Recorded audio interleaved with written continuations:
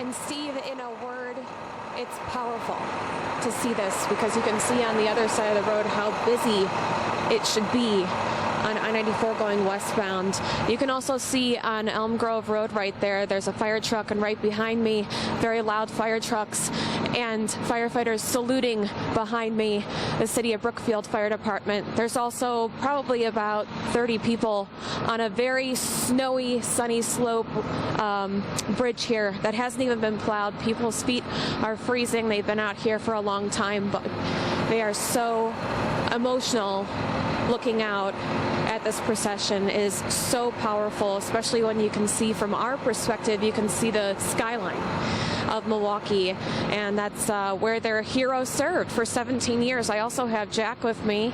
He's been out here for about, I'd say over an hour at this point. You're 16 years old, and you said that you wanted to come out here. Why? Because what do you want to be when you grow up? I want to be a police officer, and I thought it'd be a good thing to come out and show support to the family of the fallen officer. And what makes you want to do this? There's tears coming down your eyes right now. I just want to help the community. I mean, Officer Rittner was doing his job and then was killed in the accident. It hurts, and I feel like I need to serve my community just like he did. Well, thank you so much. And you're out here with your mom, and his mom also said she couldn't believe that the family he's leaving behind, how wonderful they are. I also have Kathy with me.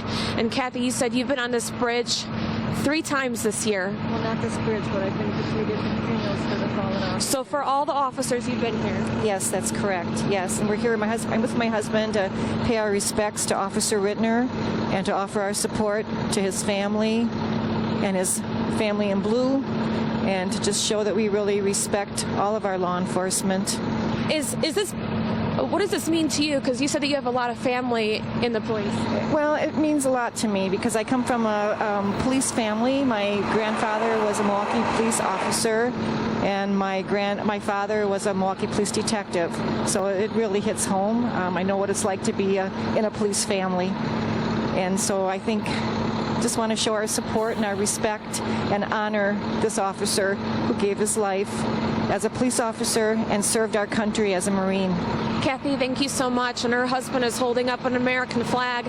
I can't tell you how many people are crying, holding up American flags, just so thankful for this officer that they call a hero, a warrior, a father, a son, and a brother who died in the line of fire. And there's so many people out here. It's overwhelming and powerful.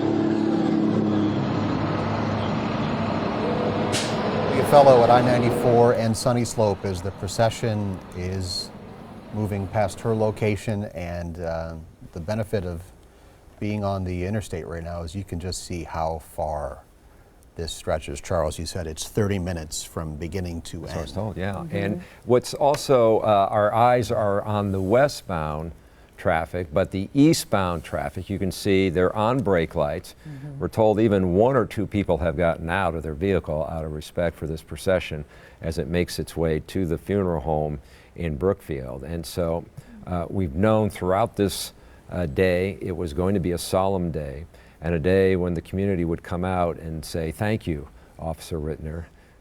We are with you. We are with your family. We are with your wife and son, and our thoughts are with you. You know, this is an evocative picture. You know, you look at the lights and you look at the procession, and there's quiet. If you're there, no sirens, and it reminds you of not only what a hero Matthew Rittner was, but what we as a community do to come together.